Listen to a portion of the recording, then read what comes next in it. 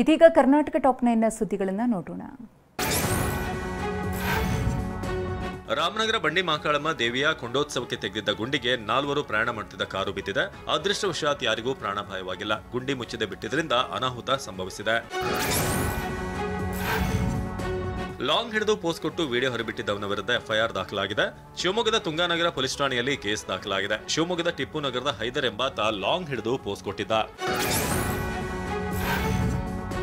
ಅಮೆರಿಕದ ಟೆಕ್ಸಾಸ್ನಲ್ಲಿ ಮೈಸೂರಿನ ಗಣಪತಿ ಸಚ್ಚಿದಾನಂದ ಶ್ರೀಗಳಿಂದ ಸಾಮೂಹಿಕ ಭಗವದ್ಗೀತಾ ಪಾರಾಯಣ ಹಮ್ಮಿಕೊಳ್ಳಲಾಗಿತ್ತು. ಮಹಾಯಜ್ಞ ಕಾರ್ಯಕ್ರಮಕ್ಕಾಗಿ 10 ತಿಂಗಳಲ್ಲಿ ವಿದ್ಯಾರ್ಥಿಗಳಿಂದ ಭಗವದ್ಗೀತೆಯ ಎಲ್ಲಾ 700 ಶ್ಲೋಕಗಳನ್ನು ಕಂಠಪಾಠ ಮಾಡಿಸಲಾಗಿತ್ತು. ಅವ್ಯವಹಾರ ನಡೆಸದೆ ಚೆನ್ನಾಗಿ ನಡೆಸಿಕೊಂಡು ಹೋದರೆ ಗಾಳಿ ಆಂಜನೇಯ ದೇವಾಲಯವನ್ನ ಸರ್ಕಾರದ ಸುಪರ್ದಿಯಿಂದ ಬಿಟ್ಟುಕೊಡುವುದಾಗಿ ಸಚಿವ ರಾಮಲಿಂಗಾರೆಡ್ಡಿ ಹೇಳಿದ್ದಾರೆ. ಬೆಂಗಳೂರು ಸೇರಿ ರಾಜ್ಯದ ಹಲವು ಜಿಲ್ಲೆಗಳಲ್ಲಿ ಮಳೆಯ ಮುನ್ಸೂಚನೆ ನೀಡಲಾಗಿದೆ. ಬೆಂಗಳೂರು ನಗರ, ಬೆಂಗಳೂರು ಗ್ರಾಮಾಂತರ ಮತ್ತು ಚಿಕ್ಕಮಗಳೂರು ಜಿಲ್ಲೆಯಲ್ಲಿ ಯೆಲ್ಲೋ ಅಲರ್ಟ್ ಘೋಷಿಸಲಾಗಿದೆ.